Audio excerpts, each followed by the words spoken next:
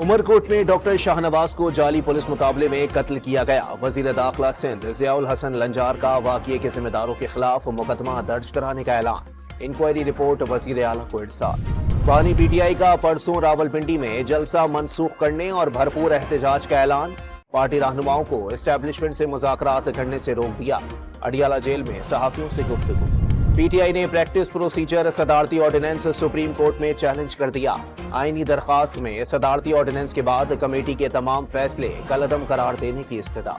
मखसूस नशिस्तों पर supreme court order और पार्लियामेंट के मंजूर कानून में किस पर अमल करना होगा। इलेक्शन कमीशन ने वजाहती ऑर्डर से मुताल्लिक सुप्रीम कोर्ट से रहनुमाई तलब कर ली। एलामिया जारी। जस्टिस याहिया अफरीदी की माजरत पर जस्टिस अमीनुद्दीन को जजेस कमेटी में शामिल किया गया। जस्टिस मंसूर कानून के तहत इस सिलसिले में सवाल नहीं उठा सकते।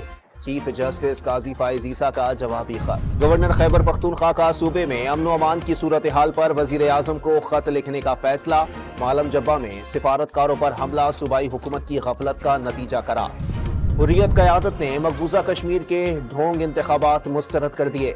मिशाल मलिक ने मकबूजा कश्मीर के इंतखाबात को अक़वाम मुत्तहिदा की करारदादों के मनाफी करार दे दी।